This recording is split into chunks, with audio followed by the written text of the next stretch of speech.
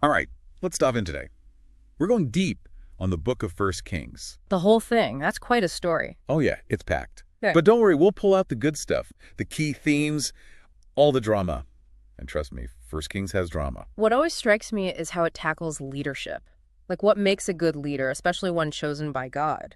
And it's not all sunshine and roses, is it? Not at all. You see amazing victories and crushing failures, and it all starts with a power struggle. Right from the get-go, the book opens with King David, the warrior poet king, on his deathbed.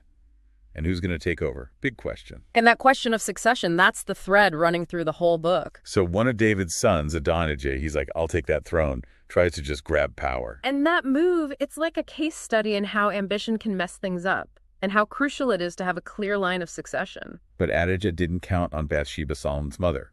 She's no pushover. Definitely not. She's smart, knows the court, and she's got a plan. She reminds David, hey, remember you promised Solomon would be king.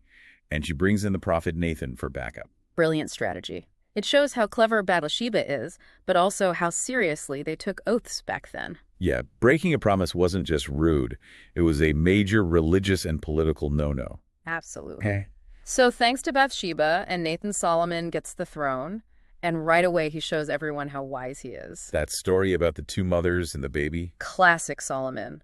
That judgment wasn't just him being smart, it was about justice, about seeing the truth. It's like he set the bar high for what a good king should be. And he doesn't stop there, Solomon. He's a builder too.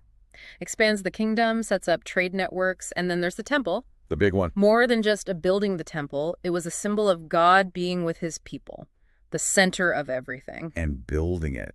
Talk about a massive project. Huge. 1 Kings chapters 5 through 8 lay it all out. The resources, the craftsmanship, they even got cedar wood all the way from Lebanon. Can you imagine the logistics? It's mind-boggling. But it shows how ambitious Solomon was. And for him, the temple wasn't just about glass and mortar. It was about fulfilling God's promise to David. Covenant, right? Showing God's faithfulness. Exactly. But even with all that, things take a turn, don't they? Yeah, Solomon, he starts making some choices.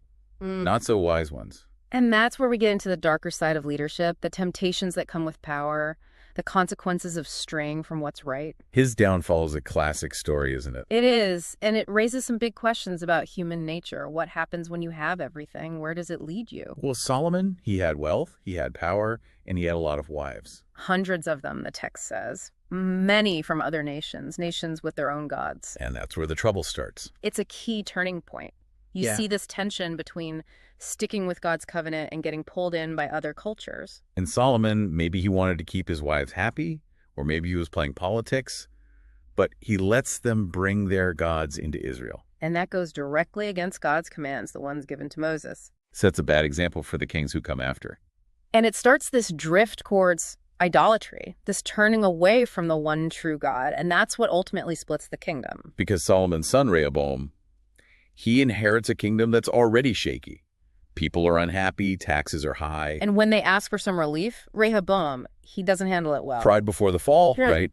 He listens to the wrong people, pushes the northern tribes too far. And bam, rebellion. They break away, form their own kingdom with Jeroboam as their king. So right there, from the beginning of 1 Kings, we see this back and forth, unity versus division, faithfulness versus idolatry. Wise choices and foolish ones. And that sets the stage for everything that comes next. So now I've got two kingdoms, right?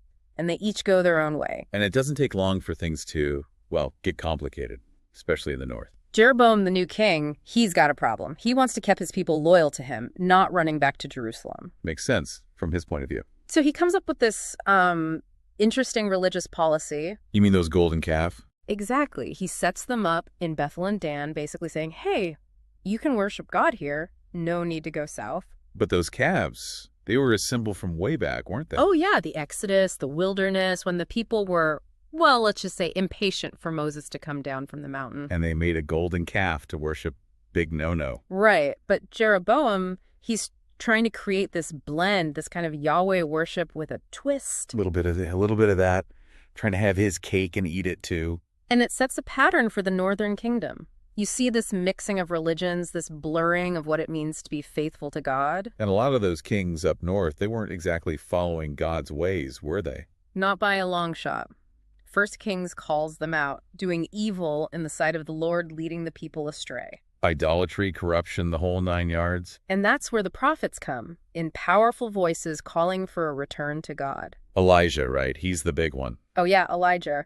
He's like a force of nature, standing up to kings, challenging the status quo. And that showdown on Mount Carmel with the prophets of Baal. Talk about drama. It's like something out of a movie. The tension is so thick you could cut it with a knife. Elijah, he calls them out, says, let's have a contest. Your God versus my God. Let's see who answers by fire. And the prophets of Baal, they're shouting, dancing, doing everything they can. But nothing silence. And then Elijah steps up. He's got his altar, his sacrifice, even pours water on it. Just to make it harder. And then he prays. Yeah. A simple prayer. And boom, fire from heaven consumes the sacrifice, the altar, everything. You can practically feel the awe in the story. The people, they see that and they fall to their knees. Yahweh is God. Yahweh is God. What a moment. But even after that, things don't stay rosy, do they? No, the struggle continues. It's like this back and forth, this pull between faithfulness and temptation. And that's where we see those cycles playing out. Yeah. The kings make bad choices. God responds with consequences. Drought, famine, war, you name it. And then there's Ahab and Jezebel. They're like the poster children for how not to rule a kingdom. Ahab wasn't great to begin with, but when he marries Jezebel, things go from bad to worse. She was a Phoenician princess, right? Devoted to Baal worship. And she was fierce, determined to get rid of Yahweh worship in Israel. She gets a bad rap in the story. But she was definitely a powerful figure, and her influence on Ahab, it's undeniable. He builds a temple for Baal right there in Samaria. That must have been a slap in the face to anyone who followed Yahweh. Oh, yeah. A direct challenge to God's authority. And Elijah, he's not having it. He confronts Ahab, predicts a drought as punishment for their idolatry. Bold move. That drought, it was devastating.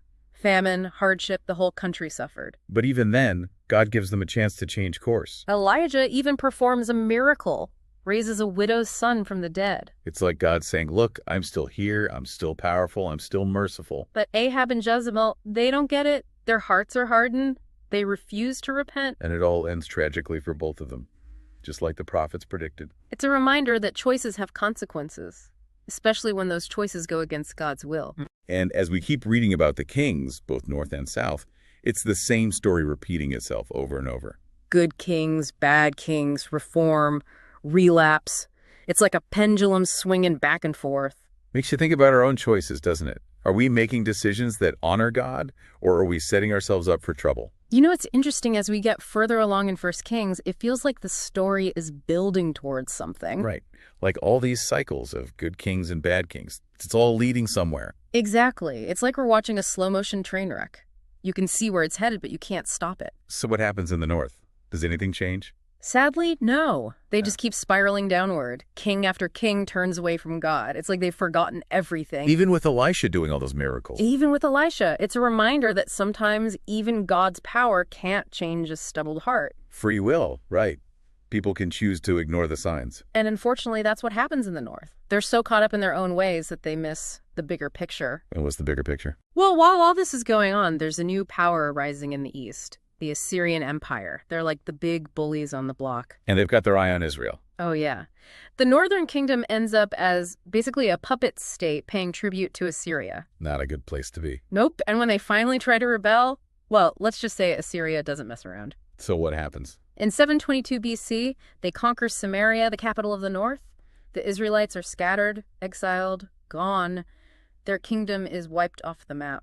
Wow. It's kind of hard to believe a whole kingdom could just disappear like that. It's a powerful lesson, though, about what happens when a nation forgets its roots, when it turns away from the God who made it. So that's it for the north.